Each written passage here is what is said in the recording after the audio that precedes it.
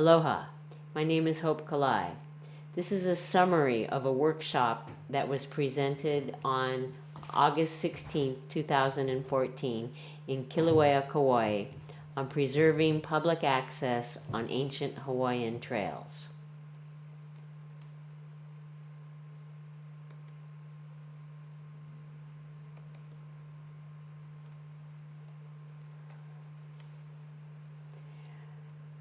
This presentation will cover a summary of the workshop, pertinent Hawaii state statutes and laws, and provide contact information for agencies, legislators, and public hike and trail groups.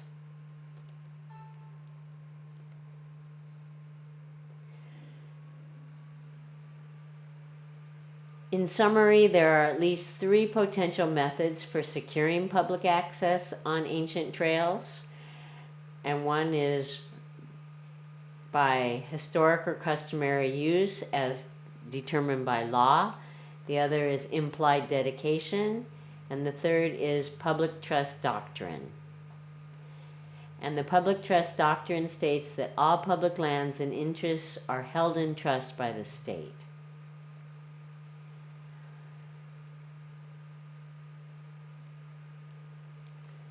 We're focusing on the ala loa, but there are many different kinds of ala. Ala haki, ala hele, ala hula, ala kahakai, kahavai, ala kai. Our first presenter, Dr. Richard Stevens, taught us how messages come to us from ancient trails through beauty, mystery, magic, mana, importance, and connections, and the importance of preservation and restoration of our ancient trails. Tom Pierce focused on the wealth of Hawaiian trail law, starting with the 1797 Law of the Splintered Paddle, the 1839 Hawaii Bill of Rights, 1840 Hawaii Constitution, 1848 Mahele, 1850 Kuleana Act, which has become HRS 7-1, and the 1892 Highways Act, which is now further codified into HRS 264-1. The Hawaii State Constitution, Article 1, Articles 9 and 10, and Article 12 also talk about public trust assets.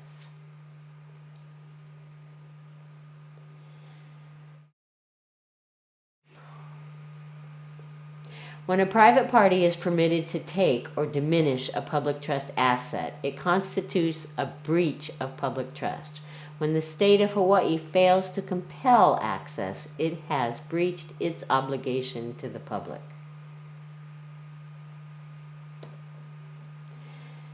So public trails are determined by maps, mo'olelo, mele, stories, and documents.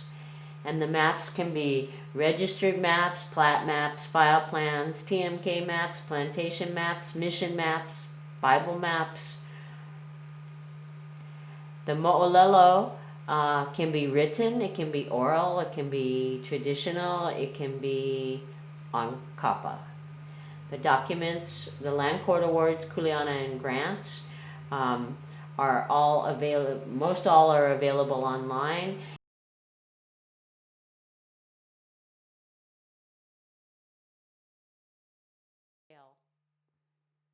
Any trail on a map before 1848 in Hawaii is considered a public trail, because before 1848 all land was public.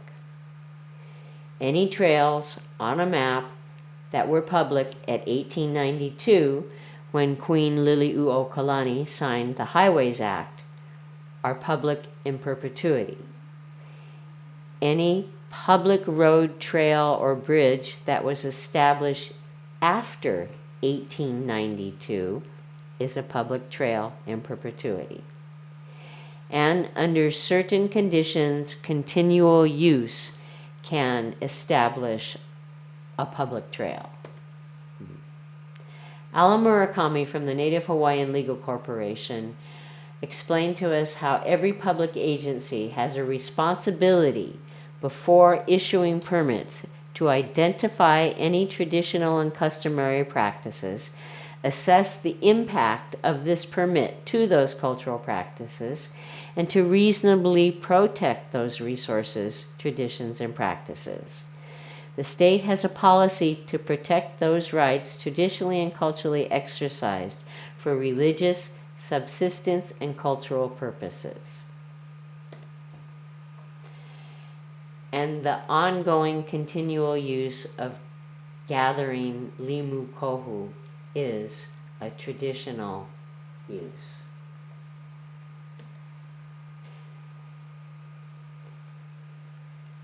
We welcome Mary Jane Naone, State Historic Archaeologist for the Historic Preservation Division, to Kauai. We certainly are eager to have her work with us on state historic trails. Debbie Chang focused on how to hold the state and county accountable for ancient Hawaiian trail protection, and suggested that it's very important to educate yourself as best you can. Knowledge is power. Know your facts and be prepared for the long haul. Network, develop a teamwork so you don't get burnt out, so you can depend on other people and communicate effectively. Work with your agencies, develop friendships and relationships with the people in the agencies, because you will be working with them for years. Dennis Kauai talked to us about how taking care of trails is his kuleana, given to him by his mother, and it's his job to watch out for the trails, to clean them, to malama them wherever and whenever he can. He also didn't scold me, but he corrected me on one of the spellings on one of my slides, and I so totally honor that. I had used a Kauai spelling for ahuhu, and I knew there's other ways to spell it and pronounce it, but I used the Kauai spelling. These gentlemen are Dennis's great-grandfather and great-uncles, and they are on Hawaii Island picking auhuhu on their island. I will call it auhuhu. I totally stand corrected, and I honor that correction from him. He is malamaing the trail, the knowledge, and the importance of this cultural practice. Lucienne Denai talked about Kingdom Roads and Trails on Maui and how her community maintains them, and the importance of especially kupuna testimony and early public works documents. With informed citizens, good trail mapping and research, combined with diligence and support offered to agencies, solid relationships with agencies will be formed, so we will have a legacy of trails available for the public to use in the future. That's a mighty powerful statement.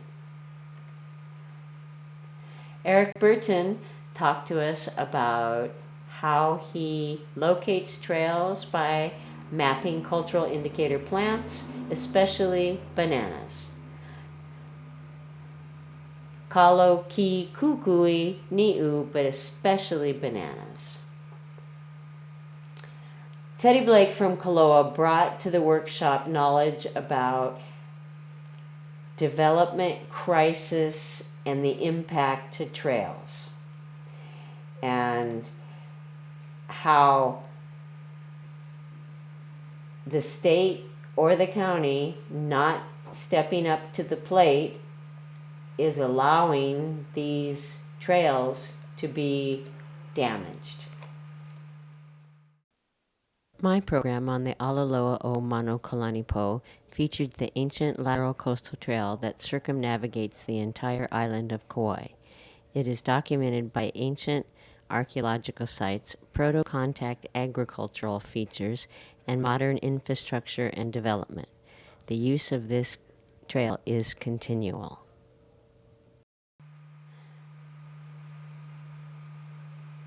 This section focuses on pertinent Hawaii state statutes with regards to trails.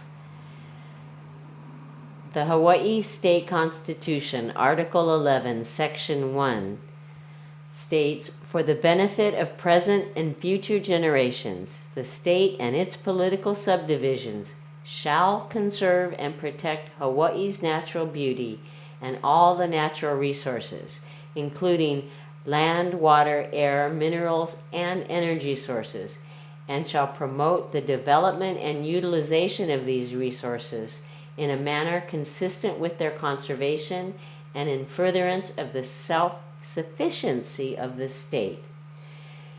And ending with, "All public natural resources are held in trust by the state for the benefit of the people."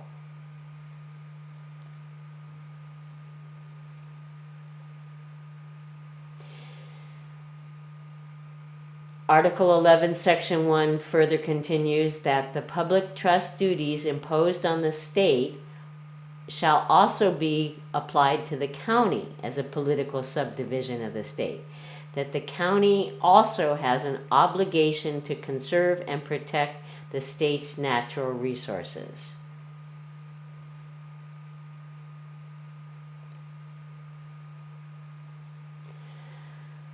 Hawaii State Constitution, Article 11, Section 9 states, "Every person has the right to a clean and healthful environment, as defined by laws relating to environmental quality, including the control of pollution and conservation, protection, and enhancement of natural resources."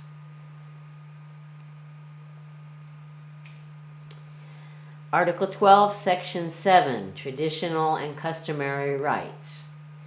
"The state reaffirms and shall protect all rights customarily and traditionally exercised for subsistence, cultural and religious purposes, and possessed by Ahupua'a tenants who are descendants of native Hawaiians who inhabited the Hawaiian Islands prior to 1778, subject to the right of the state to regulate such rights." So I'll say that again. Section 7. "The state reaffirms and shall protect all rights customarily and traditionally exercised for subsistence, cultural, and religious purposes."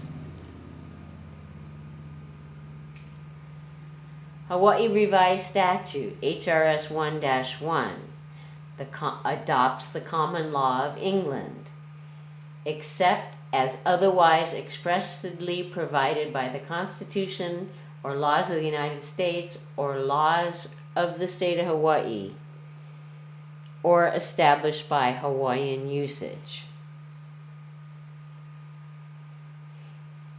HRS 7-1 states, "Where the landlords have attained or may hereafter obtain allodial titles to their lands, the people on each of their lands shall not be deprived of the right to take firewood, house timber, aho cord, thatch, or kili from the land of which they live for their own private purposes, but they shall not have a right to take such articles to sell for profit. These people shall also have a right to drinking water, running water, and the right of way.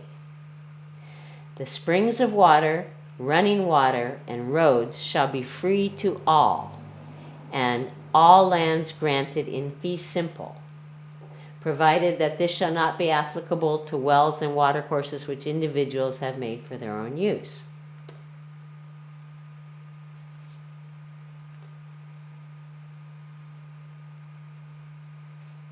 HRS 46-6.5 is the subdivision law concerning public access, and it specifies how each county shall adopt ordinances which shall require a subdivider or developer to establish public access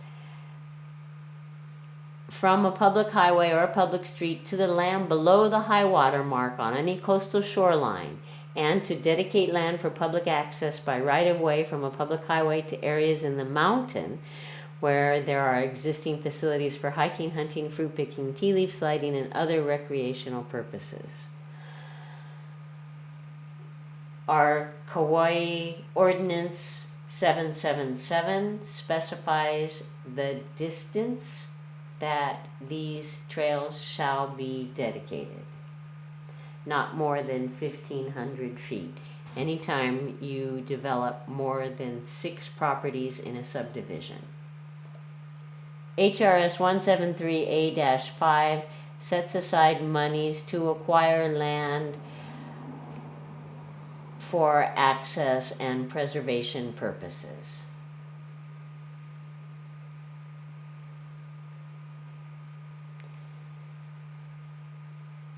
The resource values are watershed protection, coastal areas, beaches, ocean access, habitat protection, cultural and historic sites, recreational and public hunting areas, parks, natural areas, agricultural production, open spaces, and scenic resources.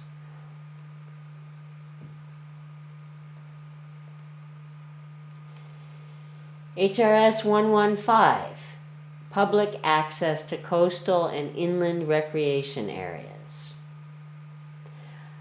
HRS 115-1, the legislature finds that miles of shorelines, waters, and inland recreation areas under the jurisdiction of the state are inaccessible to the public due to the absence of public rights of way. That the absence of these public rights of way is a contributing factor to mounting acts of hostility against private shoreline properties and properties bordering inland recreational areas.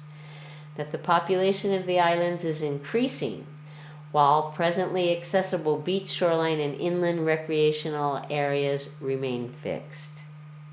That the absence of public access to Hawaii's shoreline and inland recreational areas constitutes an infringement upon the fundamental right of free movement in public space and access to and use of coastal and inland recreation areas. The purpose of this chapter, HRS 115-1, is to guarantee the right of access to the sea, shorelines, and inland recreation areas and transit along the shorelines, and to provide for the acquisition of land for the purchase and maintenance of public rights of way and public transit corridors. HRS 115-2, public access to coastal and inland recreation areas, acquisition of lands for public rights of way and public corridors. When the provisions of Section 46-6.5 are not applicable, various counties shall purchase land for public rights of way to the shoreline, the sea, and inland recreation areas, and for public transit corridors where topography is such that safe transit does not exist. It says the counties shall purchase land for public rights of way. HRS 115-3, criteria for public rights of way. A distance at reasonable intervals, taking into consideration the topography and physical characteristics of the land the public is desirous of reaching, is established as the maximum between public rights of way for the purpose of this chapter. HRS 115-4, the right of transit along the shoreline. The right of access to Hawaii's shoreline includes the right of transit along the shorelines. HRS 115-5, the beach transit corridor defined. The right of transit shall exist seaward of the shoreline, and this area shall be defined as a beach transit corridor. Okay.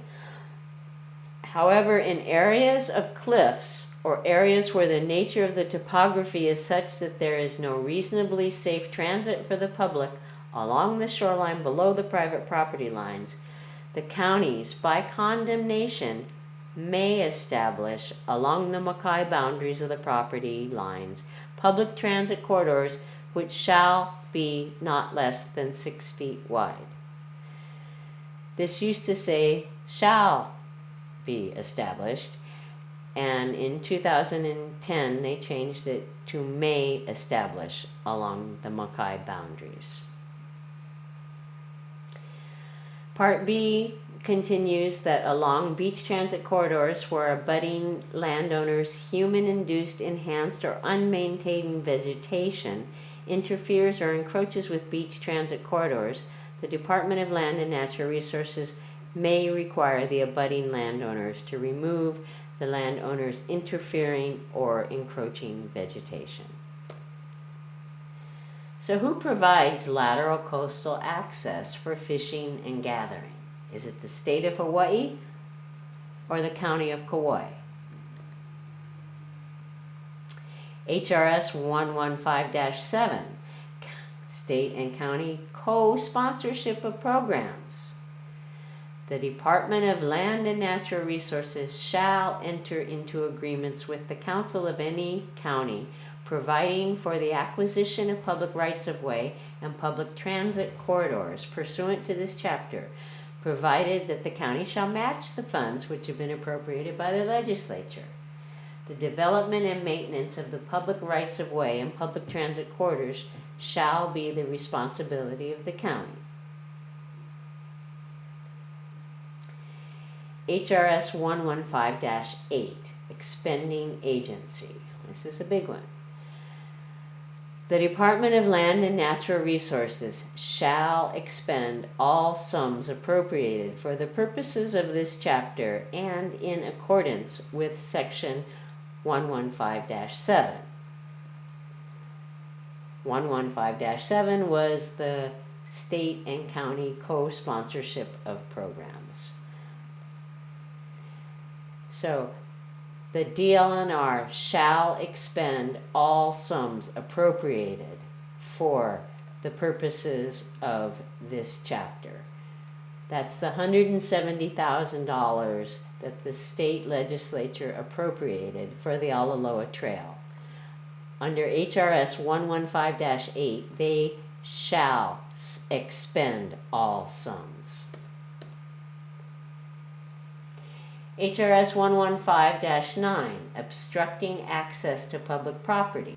A person commits the offense of obstructing access to public property if the person, by action or by having installed a physical impediment, intentionally prevents a member of the public from traversing a public right-of-way, a transit area, a public transit corridor, or a beach transit corridor, and thereby obstructs access to and along the sea, the shoreline, or any inland public recreational area. Physical impediments that may prevent traversing include but are not limited to the following: gates, fences, walls, constructed barriers, rubbish, security guards, guard dogs or animals, and a landowner's human-induced, enhanced, or unmaintained vegetation that interferes or encroaches with beach transit corridors. Obstructing access to private property, public property is a misdemeanor, subject to fines of $1,000 for a second conviction, $2,000 for any conviction after a second conviction. HRS 115-10, the duty to maintain access within beach transit corridors. The Department of Land and Natural Resources shall maintain access within beach transit corridors under this chapter by requiring private property owners to ensure that beach transit corridors abutting their lands shall be kept passable and free from the landowner's human-induced, enhanced or unmaintained vegetation that interferes or encroaches with the beach transit corridors. That means you cannot put sprinklers on Naupaka and make them grow down to the splash zone of the ocean. HRS 264-1, Highways Act. Public highways and trails. All roads, alleys, streets, ways, lanes, bikeways, bridges, and all other real property highway-related interests in the state, opened, laid out, subdivided, consolidated, and acquired and built by the government, are declared to be public highways. Public highways are of two types, state highways and county highways. Part B continues, all trails and other non-vehicular rights-of-way in the state declared to be public rights-of-way by the Highways Act of 1892, or opened, laid out, or built by the government or otherwise created or vested as non-vehicular public rights-of-way at any time thereafter or in the future, are declared to be public trails. A public trail is under the jurisdiction of the State Board of Land and Natural Resources unless it was created by or dedicated to a particular county, in which case it shall be under the jurisdiction of that county. The Highways Act continues that all public highways and trails once established shall continue until vacated, closed, abandoned, or discontinued by a resolution of the legislative body of the county wherein the county highway or trail lies. All state trails once established shall continue until lawfully disposed of pursuant to the requirements of Chapter 171.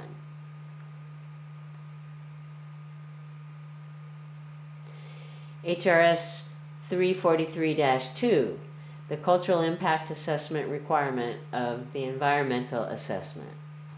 Environmental assessments, environmental impact statements completed after April 6, 2000 must include an assessment of the impacts to the community cultural practices, together with measures proposed to minimize adverse effects and alternatives to the action and their environmental effects. CIA requirement applies to major developments proposed on conservation district lands or within a shoreline setback area, Waikiki Special District, any zoning that is being changed from agriculture, conservation, or preservation to a different use, or the use of state or county funds, subject to limited exceptions. So the use of county funds triggers the CIA requirement of an EA. HRS 171-26, the state is required to establish rights-of-way across public land to provide access to beaches, game management areas, public hunting areas, and forests. HRS 205A-2B to C, the Coastal Zone Management Act requires the state to protect and preserve historic, scenic, and open space resources, including which providing and managing public access to shoreline areas for recreational purposes.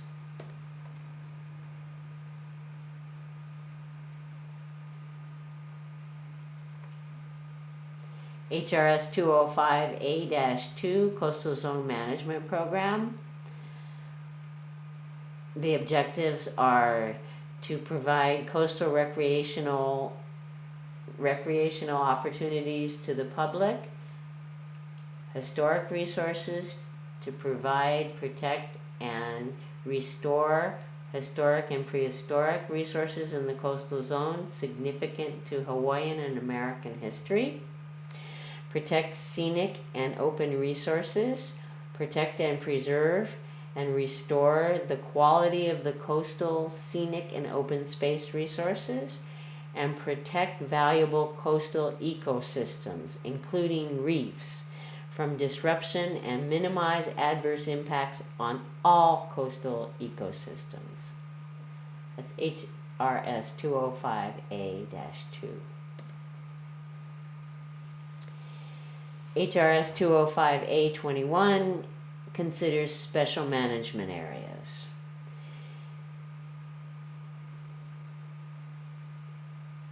The SMA lands, the legislature finds that special controls on development within an area along the shoreline are necessary to avoid permanent losses of valuable resources and the foreclosure of management options, and to ensure that adequate access by dedication or other means to publicly owned or used beaches, recreation areas, and natural reserves is provided. The legislature finds and declares it is the state policy to preserve, protect, and where possible to restore the natural resources of the coastal zone of Hawaii.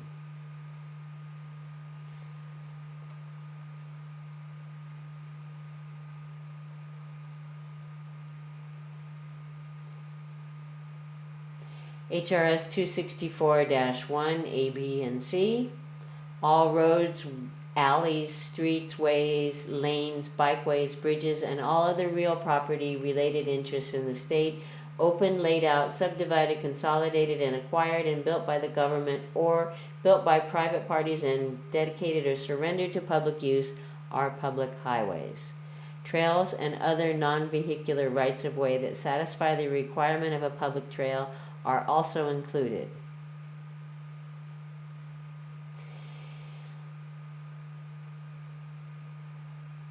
Ancient trail may become public if it was a public right-of-way at the time of the 1892 Highways Act was built by the government, or it became a public right-of-way subsequent to the passage of the 1892 Highways Act, or HRS 264-1B, 1988.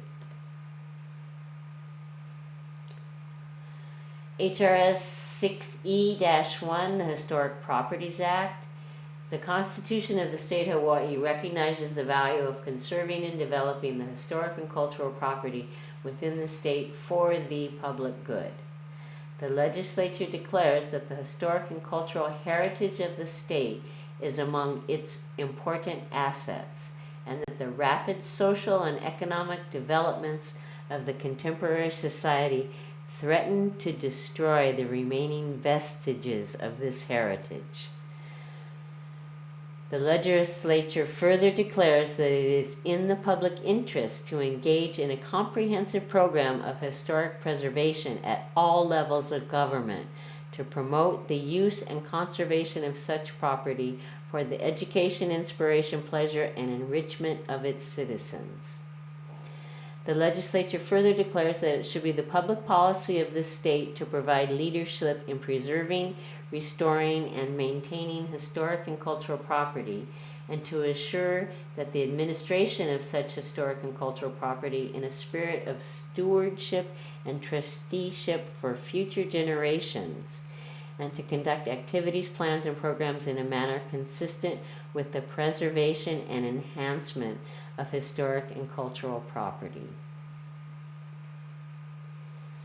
So public trails are any trails that were in existence before 1848 is public. Anything on Ursula Emerson's 1833 map is public. Anything on a pre-1892 historic map is public. Registered map 1395 from 1878, all trails are public.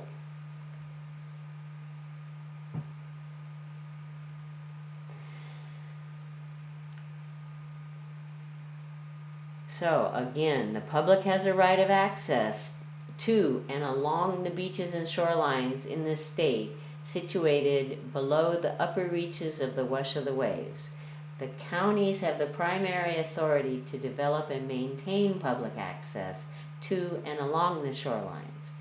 The state's primary role in the shoreline area is to preserve and protect the resources, and to support public access along and below the shoreline.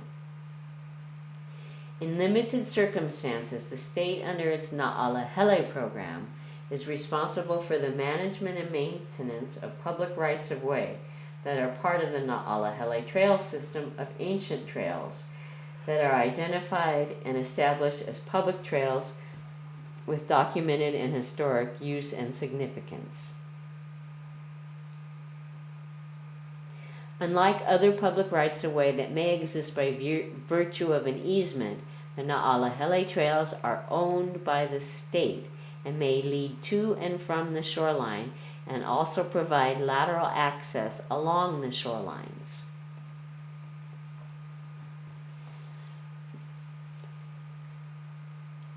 King Kamehameha III, Kauai, said, "Every little bit of land, even with a lodial title, if they were," meaning the Kanaka, "were cut off from all of the privileges, would be of very little value."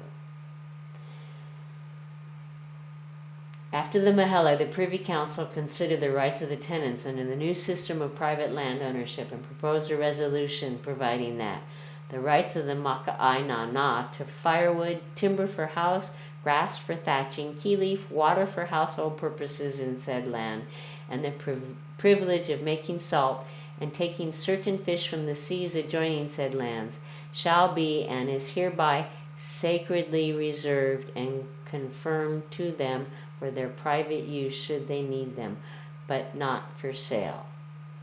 The king responded, however, by expressing his concern that even a little bit of land with a lodial title, if they were cut off from all other privileges, would be of very little value.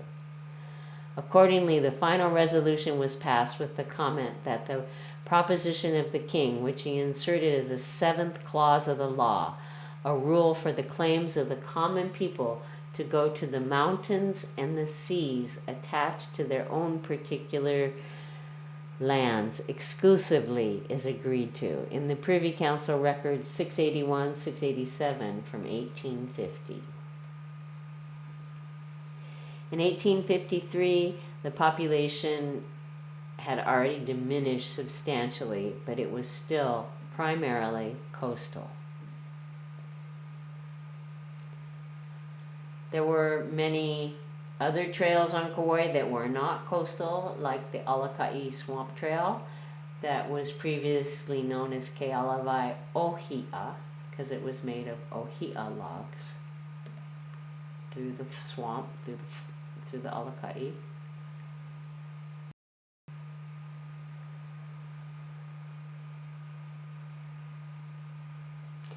In 1995, the Ripon decision stated that the government or the Konohiki cannot dispose of lands as to leave the Ho'aina destitute, indicating that the Mahele proclaimed Kamehameha's intention to share the lands with his people, and the confirmation of title was subject to inalienable sovereign prerogatives. Thus, the Land Commission's principles included appropriate provisions intended to preclude the Konohiki from disposing of the grassland to leave his Ho'ainas destitute, and to preclude the government from selling unoccupied or vacant land as to leave the Ho'aina destitute. So public trails that were public at 1892, built by the government, are public in perpetuity.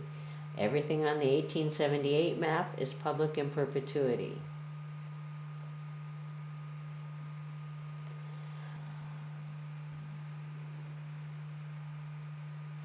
The state has adopted the precautionary principle. In the Waiahole decision, they codified the 1992 Rio Declaration of Precautionary Principle, where there are threats of serious or irreversible damage. The lack of scientific certainty shall not be used as a reason for postponing cost-effective measures to prevent environmental degradation. That means if you don't got all the answers, you can't use not having all the answers as a reason for going ahead with it.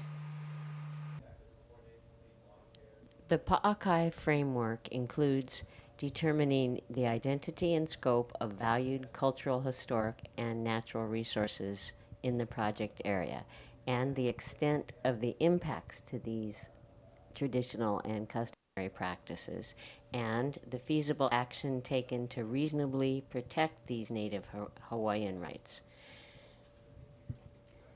The state and all its agencies are obligated to protect the reasonable and traditionally exercised rights of Native Hawaiians to the extent feasible. The agencies are obligated to make an assessment, independent of the developer or applicant, of the impacts to these customary and traditional practices, and that must include the identity and scope of the valued historic, cultural, or natural resources and the impacts to these traditional and customary practices, and the feasible action to protect these Native Hawaiian rights. This is known as the Pa'akai framework. The Hanapi case determined that reasonably exercised constitutionally protective Native Hawaiian rights qualify as a privilege in defending criminal trespass charges. To establish that conduct of criminal trespass is protected, a defendant must prove that they are Native Hawaiian, that the conduct is a customary and traditional practice, and that the property is less than fully developed. There were sovereign prerogatives for the common good of the public that could not be conveyed away, including the right to provide public thoroughfares and easements by means of roads, bridges, and streets. Kahuli'a'o Center for Excellence in Native Hawaiian Law has produced 4 excellent primers on traditional rights,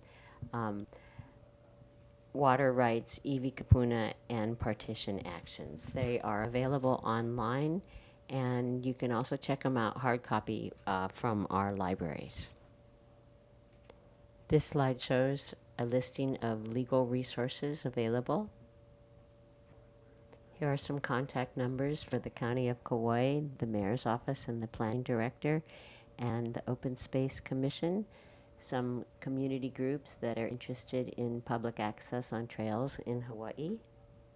This slide shows State of Hawaii contact numbers and emails. This slide shows a listing of DLNR departments and divisions. This slide is a listing of Hawaii State DLNR divisions.